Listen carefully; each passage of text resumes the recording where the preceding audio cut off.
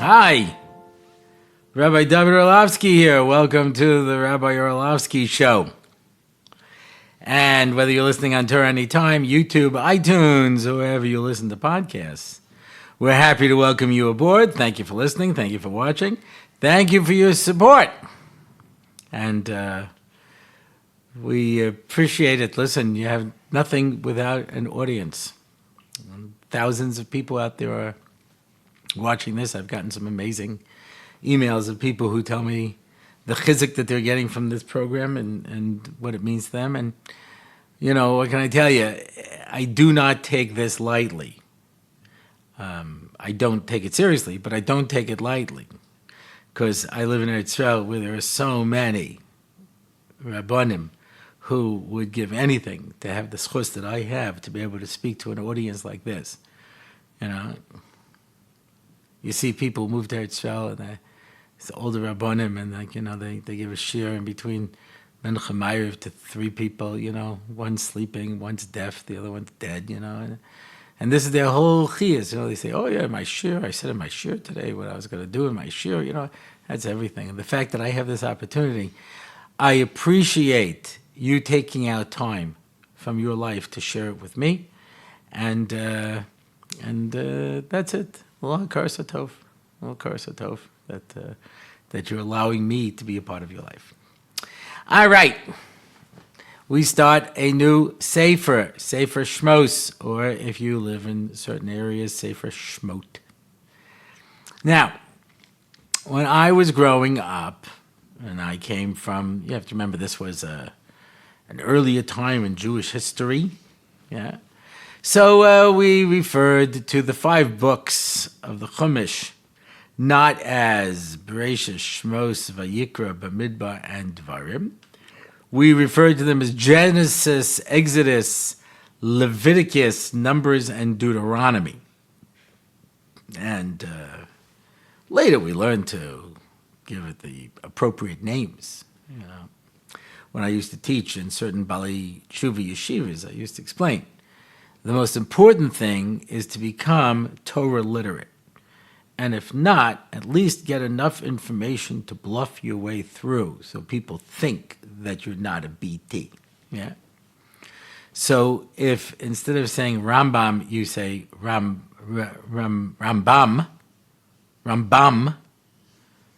instead of saying the Ramban, you say Ramban, they'll pick you out in a second.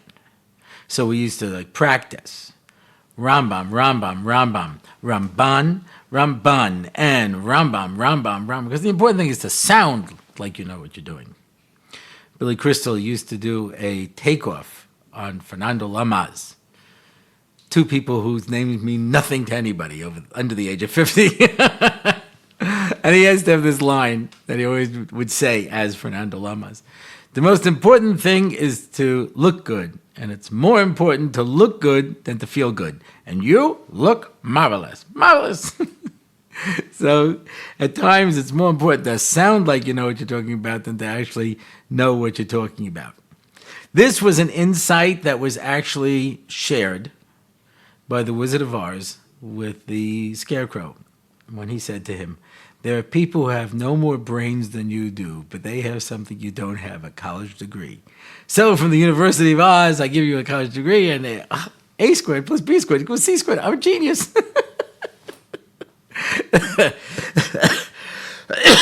Excuse me. That one knocked me out too. But this is important to pick up the things. So you learn how to say Bereshis, Shmos, Vayikra, Exodus. You can't come in and say that. This week we start reading the book of Exodus. And yet, interestingly enough, the Gemara in Sota discusses the names of the Chumashim. And if you see the way Rashi quotes it, he never says Bereshis, Shmos, Vayikra, Bamidbar, and Dvarim. He refers to them by the names of the Gemara. And Sefer Shmos is called Sefer Geula, the book of redemption. When you think about it, the name Exodus is a lot closer to the name that the Chazal gave it than to Shmos. Why do we call it Shmos? So obviously we take the first significant word in the pasuk, ve'ela shmos. You don't do ve'ela, just like the Dewey Decimal System. I don't even know if they still use that. I don't know if anybody even knows. When I was growing up, there was what was called the library, and the library had actual books in it. And if you wanted to get a book, it was filed by the Dewey Decimal System, yeah, which signed numbers to everything for various reasons. But when they would put the names of the titles on the title cards, they would leave off A and the, obviously. So ve'ela. Of course, it's not as simple as that, obviously, because when you think about it, there's a parsha called Toldos. Ve'ela Toldos Avraham ben Yitzchak. Ve'ela Toldos Avram Holidas Yitzchak. And that's called Toldos. There's another parsha called Ela Toldos Noach, and that's called Noach. It's not called Toldos. So why is that one called Noach and this one is called Avraham? So obviously there's more that goes into this consideration than just it being the first significant word. Yeah. Emor, El Kohanim, we don't mind calling that parsha Emor, but you would never have a parsha called Vayidaber. Yeah. In any event, there's obviously a certain logic to it. So we call it Sefer Shmos or Sefer Shmot. I asked my students once, what is the significance of calling the Sefer Shmot? And without hesitating, one of the students said, because it's when God shmote the Egyptians. It's certainly clever. You know, you got to give points for creativity, you know. I was giving an introductory shiur to Gemara, explaining all the different terms, and then afterwards I gave them a test. So one of the questions was, what is a brisa? Now, a brisa is Tanaic texts that did not make it into the official Mishnah, right? Rebbe and his, the Tanaim all went through all of the various versions, Tanaic text versions that existed, and took either the one that they felt was most authoritative, or they rewrote it, or whatever it was, and that became the Mishnah. And all the other ones that didn't make it into the Mishnah were called brises, outside, and they were collected separately. So I asked him my test, what's a brisa? And this guy wrote, the little Mishnah that couldn't. I gave him credit. How could I give him credit, We were doing Gittin that year, the same kid, and the Gemara has a long discussion when it talks about bringing a get from Rechem. So it says, where is Rechem? And there's many different views. So I asked on the test, where is Rechem? And the same kid wrote, where isn't it? I gave him credit. You got to give credit for creativity. That's my feeling, So he shmote. God shmote the Egyptians. Yeah. It's obviously more than that. There's a whole piece in the Orged Yahu that discusses this. There's a medrash that says Bnei Yisrael went down with their names and came back up with their names. So what does that mean? With their names. What does it mean they have a name? There was a song in the 60s. I mentioned this partly because it has to do with this year, and partly because when I wanted to learn how to play the guitar, the only thing I learned how to play was the introduction to this song by a guy called Johnny Rivers called Secret Agent Man. The introduction goes, and that was the only part that I learned. And when you're trying to show off your guitar skills and you just keep going,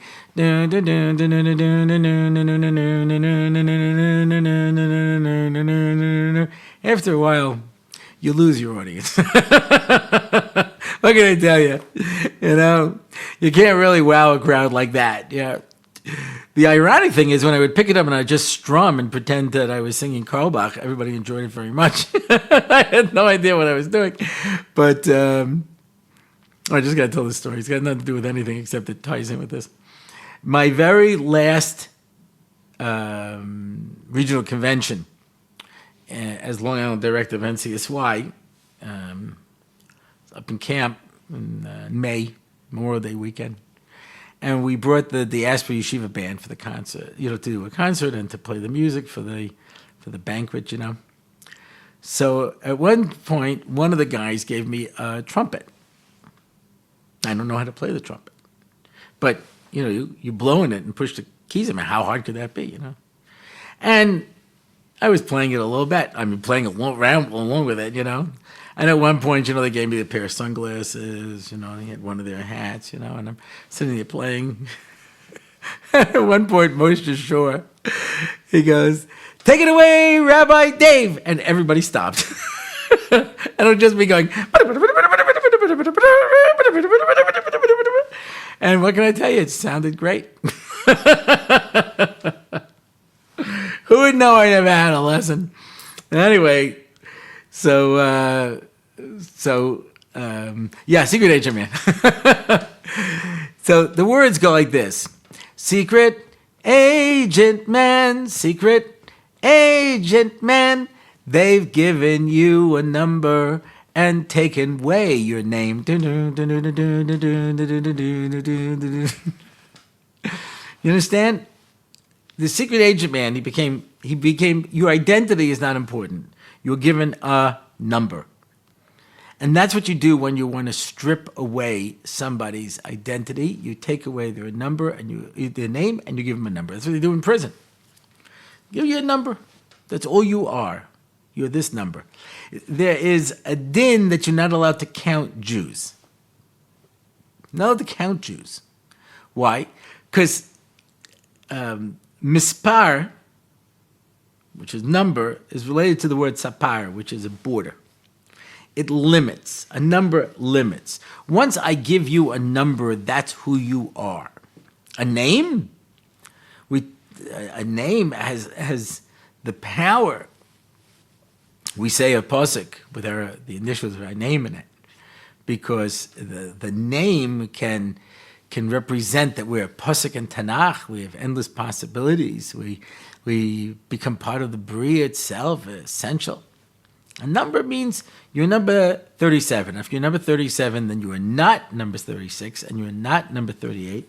And this is where you are. You are mugbal. You are seriously limited. And that's what happens when you want to enslave people. You have to take away their sense of identity. You have to give them a number. And Bnei Yisrael down in Mitzrayim lost their names. Lost their names. When you lose your name, you lose your identity. Because what are you? In Hebrew, a word is not just something random. In English, we have a table and we have a chair. And if you called the table a chair and the chair a table, it wouldn't make any difference. What does it make what these words are? Why should they mean anything? Mel Brooks and Carl Reiner used to do this routine, the 2,000-year-old man. So he would ask him different questions as if this guy has lived for the past 2,000 years. So he asked him, where do words come from? So he says, onomatopoeia. He says, really? He says, shower. He says, shower. When you turn on the water, it goes shh. And you go in, it's too hot. You go, ow, ow, shower. That's where it comes from. Yeah. He says, what about an egg? So an egg, if you listen very carefully, as a chicken is laying an egg, he goes, egg. So he gives a few examples of these, and then he says, what about a nose? Why do you call a nose a nose? He says, why? Because it's a nose, otherwise it would be a mouth. And that more or less explains it, Masha Ein came by us. We call water mayim, and you know that, the chemical makeup of mayim is H2O. Yeah, it's 2 hydrogen and 1 oxygen, so you have a mem, and a yud, for example. This is some of there are people who make this observation. Yad, the gematria equals 14, because if you look at your fingers, 1, 2, 3, 4, 5, 6, 7, 8, 9, 10, 11, 12, 13, 14. Yeah, there's different ways of looking at these things, different reasons why, a word has a significance. But the word is closer to a strip of DNA. It's filled with information, if you know it. The name that you have reveals who you are, what your potential is, where you're going, so many things. Yeah. When parents may name a child, they don't understand the significance of that and how it affects, people for their entire, existence. I heard once, the only time you can get nevuah in this world is when you name a child. Because Baruch Hu gives you that insight, to be able to see beyond, to see potential. And that's why you see that in Tanakh, when they used to name their children, there was, though you can always understand it, why you would have two kids and name one Eldad and one Medad, I'm not sure exactly what how each thing went, but you find that kind of thing more often than one would imagine, the names and the variations on those names, But a name gives you that identity.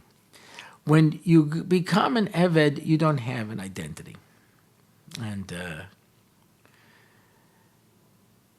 Harriet Beecher Stowe, who wrote Uncle Tom's Cabin.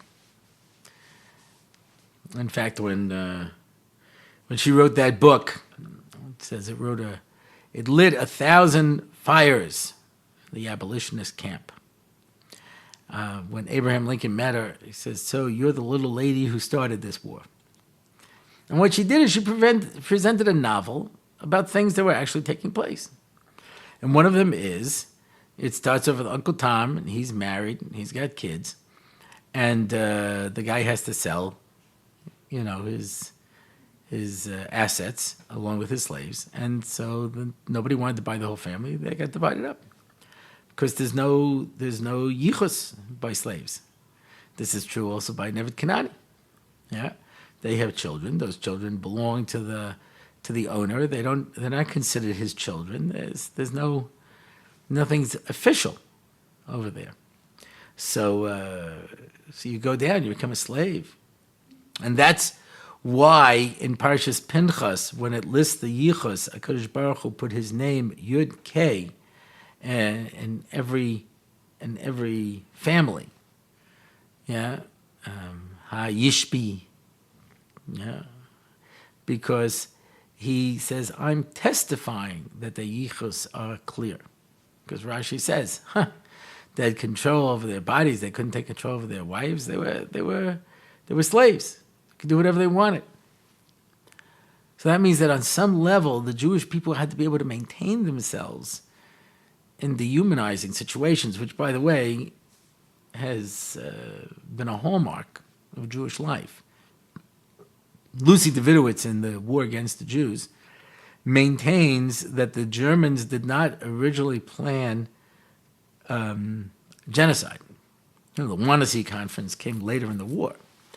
They were sure that if they pack the Jews tightly into ghettos without enough food and not enough drinking water and not enough medicine, that they'll just kill each other. They'll rip each other apart. They couldn't anticipate the fact that Jews knew how to survive in these kind of difficult situations and prop up everybody else and help everybody else. They weren't anticipating that. Because we were able to maintain our names. We were able to maintain our identity. We knew who we were and what we were. And the Egyptians wanted to strip that away from us. Take away our names.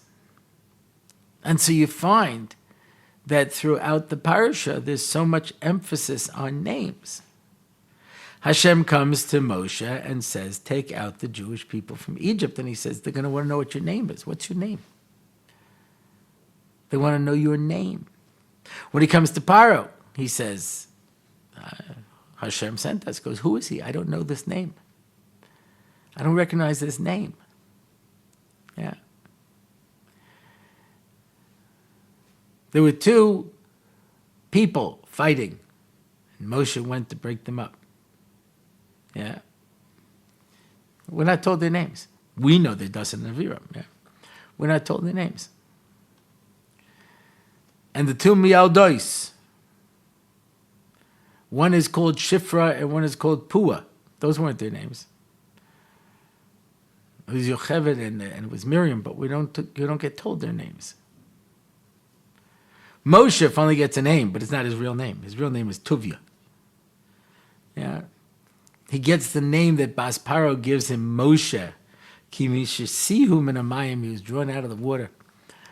It's amazing, this attempt to be able to find our names, to be able to find out who we are, to be able to define our identity. Such a hard thing. Who am I? Who am I in my essence? And we're good at defining ourselves in context. I'm somebody's wife, or I'm somebody's husband, or I'm somebody's father, or I'm somebody's mother. I'm somebody's son, or I'm somebody's daughter, or I'm somebody's brother, or I'm somebody's sister. I work for this person. I live here. I drive that. We're very good at defining ourselves by externalities, but who are we?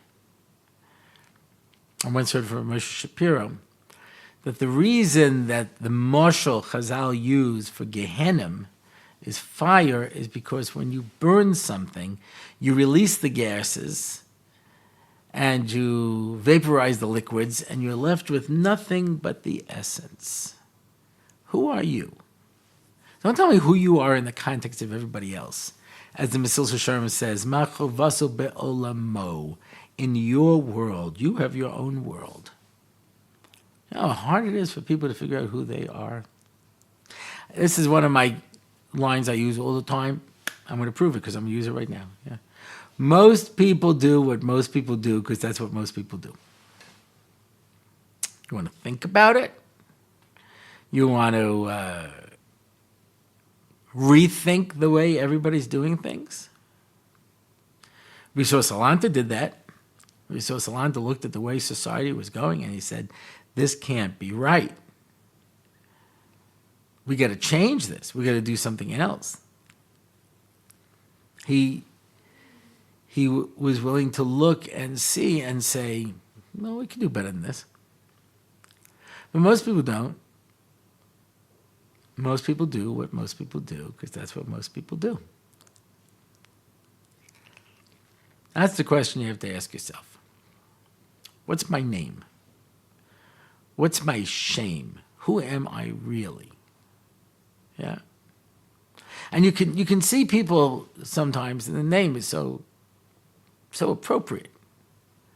And at times you don't appreciate it. Maybe they're not living up to their potential. Maybe they haven't maximized it. But a name, every name, I don't know who coined it, but America used to say is America, an empty nation. Doesn't stand for anything, per se. Yeah. British is Ish Brit.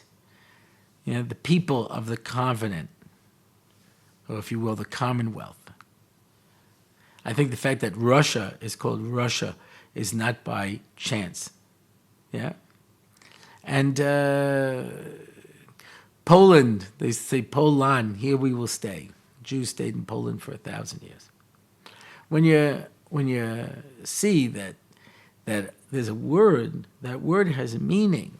That word is there to tell me something. The word is there to be able to give me direction. And Sefer Shmos is called Sefer Shmos not just because of the first word, second word, yeah, but to tell us that to go from Golus to Geula means that we have to get our names back. We have to figure out who we are. Jews today so often allow the non-Jewish world to define them. Or in Israel, yeah, the non-religious world works to define us. And we are who they want us to be. It's an amazing thing in Israel.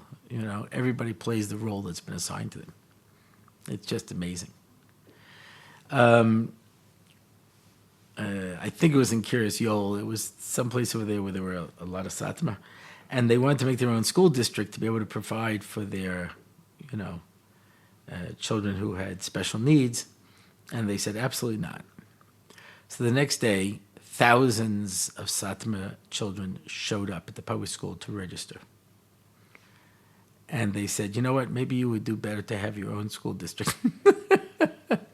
Because they didn't look at it from the point of view of let's see how we can solve this. I don't want to get into all the issues of the draft. But trust me, if every Haredi showed up at the draft board tomorrow and said, we demand that you draft us like you draft every other Israeli, you'd see how quickly they would work out something. But we don't do that because, they assign us a role and we play into that role, and everybody plays the role that they're assigned, and everybody's so predictable. Sharon knew the people in Gaza and the settlement movement better than anybody. He had been a part of them. He had helped start them. So when he said we're going to pull out of Gaza, he knew exactly what was going to happen. We'll never leave. We'll make a civil war. Then everyone starts screaming and yelling, come and get us. We'll make a war. And everyone says, look, they're going to make a war. If they made me the spokesman, I would have said, we moved to Gaza because you asked us to. We lived here. We built homes. We built businesses. We died. We buried our dead. And now if the government wants us to leave, we'll leave because we're loyal citizens. But you're not going to throw us out on the street. Just build us new communities, and we'll pick up our Sifrei Torah, and we'll pick up our furniture, and we'll dig up our dead, and we'll move to the new community. But you're not going to throw us out on the street, loyal citizens who did what we were asked to do. And everyone in the country would have said, that makes sense. You know how things work in this country? They still wouldn't have built those towns. They'd still be in Gaza. But everybody plays the role that they're assigned. Because to be an individual, to be able to think outside of the box, not group think, to be able to look at it from my point of view, what is my name? What am I supposed to be doing? How am I supposed to handle this? That's a challenge. That's a challenge that every one of us has to face. That's a challenge that every one of us can't face. Geula. Everyone who says something over in somebody's name brings the Geula to the world. Why? Because those words belong to him, not to me. I have to put them back where they belong. That's what Geula is. Geula is taking something and putting it where it belongs. And that's what we have to do. We have to figure out who we are and where we belong, and discuss how we can get to be where we're supposed to be and be the people we're supposed to be. That is our challenge. Are we up to it? Sure we are. All we have to do is figure out who we are. What is our name? And when we do that, then we can move forward. Well, that's it for this week. We start a whole new Sefer, Sefer Shmot, and we will Shmot the Egyptians, and Sefer Shmos names. We're going to find out who we are and move forward. If you want to find out more about this show, you can check RabbiOrlofsky.com/podcast. If you would like to make a comment on this particular show, RabbiOrlofsky.com/podcast/12. If you want to find out about my upcoming schedule, RabbiOrlofsky.com/events. I have Shabbos at the beginning of February, which I have dates available around then. And I have an event at the end of February. I have some dates around then. And if you want to contact me directly, feel free to reach out to RabbiOrlofsky.com/contact. And looking forward to hearing from all of you. Everyone should have a great Shabbos. And again, whoever you are, as we used to do in Romper Room, They would hold a little mirror. I see Bobby, and I see Timmy, and I see, Siri, and I see, yeah. So every one of you out there is special. Every one of you out there is a unique individual, as the Chazal tell us. Why does everybody look different? Because everyone has a different purpose in this world. Everyone has a different name. And every one of us needs to go out there and find our destiny. Shabbos.